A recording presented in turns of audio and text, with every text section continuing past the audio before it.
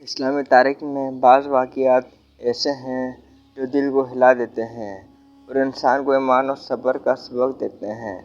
انہی عظیم واقعات میں سے ایک واقعہ حضرت علی بن ابی طالب کی شہادت کا ہے۔ حضرت علی وہ عظیم صحابی تھے جو رسول اکرم صلی اللہ علیہ وسلم کے چچا زاد بھائی بھی تھے اور داماد بھی۔ آپ بچپن ہی سے رسول اکرم صلی اللہ علیہ وسلم کے ساتھ رہے اور اسلام قبول کرنے والوں میں سب سے پہلے نوجوان تھے۔ آپ کی بہادری، علم و تقویٰ کی مثالیں پورے عرب میں مشہور تھیں۔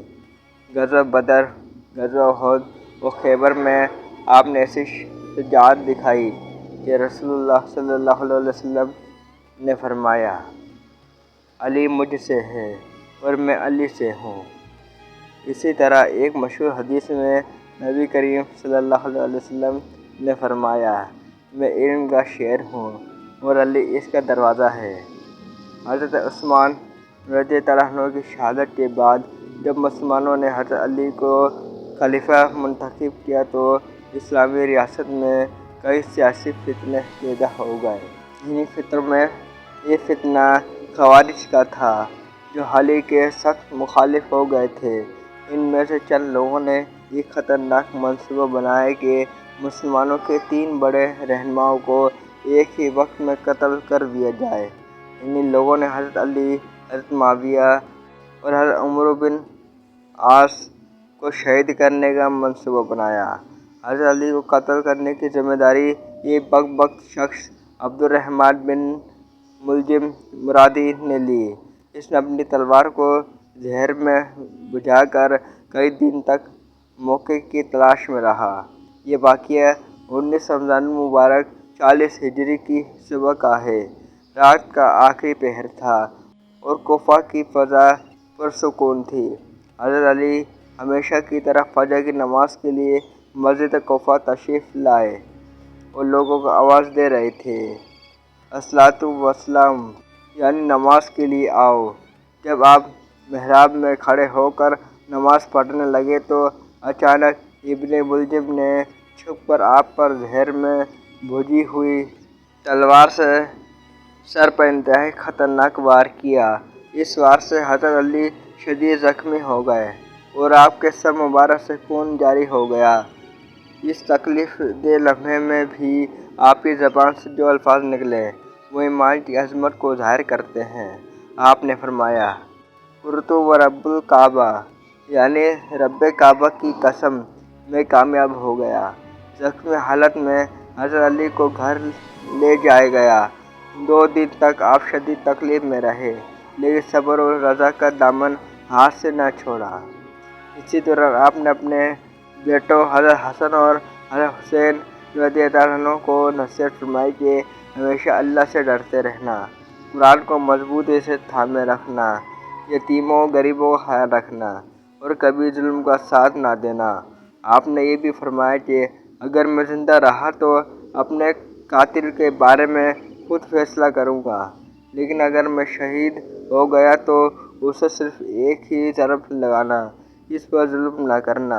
یہ حضرت علی کی عدل اور انصاف کی عظیم مثال تھی۔ آخرکار 21 رمضان المبارک 40 ہجری کو یہ عظیم صحابی، مجاہد و خلیفہ اپنے خالق حقیقی سے جا ملے۔ اس طرح اسلام کی تاریخ کا ایک عظیم باب ختم ہو گیا۔ حضرت علی کو عراق کے شہر نجف میں دفن کیا گیا۔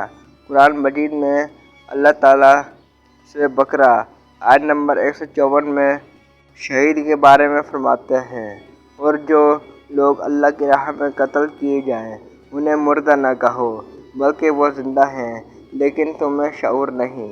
حضرت علی کی شہادت بھی اسلام کی انہی عظیم قربانیوں میں سے ایک ہے جو قیامت تک مسلمانوں کو حق و صبر اور بہادری کا درس دیتی رہے گی۔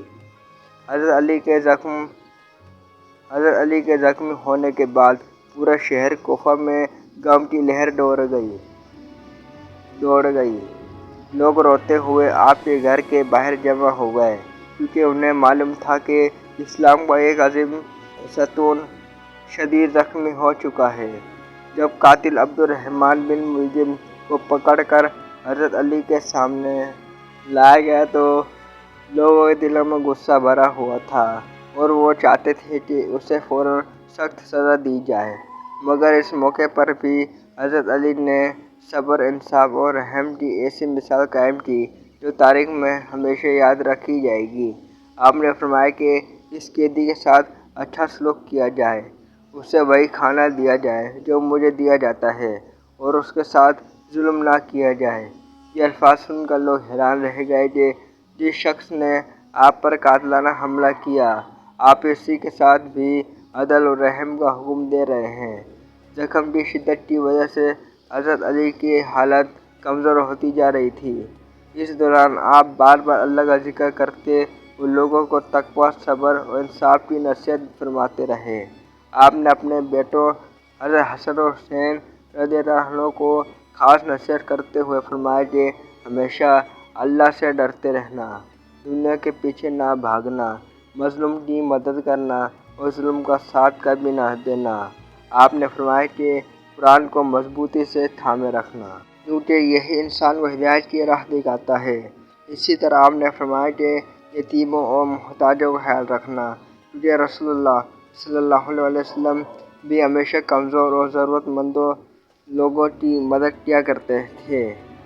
جب حضرت علی کے آخری لمحات قریب آئے تو آپ کی زبان پر اللہ کا ذکر جاری تھا۔ آپ نے اپنے اہل خانہ کو صبر کی تلقین کی اور فرمایا کہ دنیا عارضی ہے اور اصل کامیابی آخرت کی کامیابی ہے۔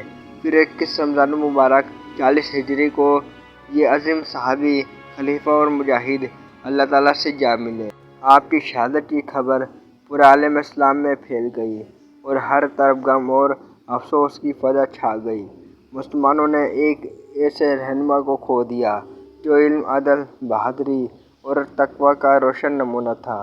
حضرت علی کو خاموشی کے ساتھ نجف عراق میں سپرد خاک کیا گیا تاکہ دشمن ان کے مزار کو نقصان نہ پہنچا سکے۔ حضرت علی کی زندگی ہمیں بہت بڑی تعلیمات دیتی ہے۔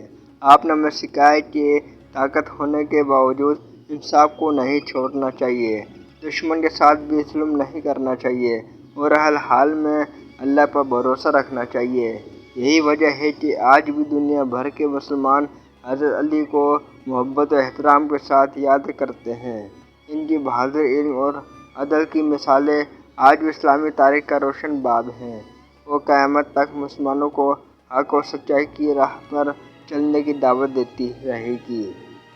اگر آپ کو اسلامی تاریخ کے ایسے ایمان افروز واقعات سننا پسند ہے تو ہمارے یوٹیوب چینل برین رضا کو ضرور سبسکرائب کریں۔ اس چینل پر آپ کو اسلام کی عظیم شخصیات کے واقعات، اولیاء کرام کے روحانی قصے، قرآن و حدیث کی روشنی میں سبق آموز کہانیاں اور ایمان تازہ کر دینے والی معلوماتی ویڈیوز ملیں گی۔ اگر آپ چاہتے ہیں کہ دل کو چھو لینے والے ایسے مزید واقعات آپ تک پہنچتے رہیں تو ویڈیو کو لائک کریں، اپنے دوستوں کے ساتھ شیئر کریں اور چینل برین رضا کو ضرور سبسکرائب کریں۔ اللہ تعالیٰ ہمیں حضرت علی اور دیگر صحابہ کرام کی سیرت سے سیکھنے اور اس پر عمل کرنے کی توفیق عطا فرمائے۔ آمین یا رب العالمین۔ صلی اللہ علیہ وسلم۔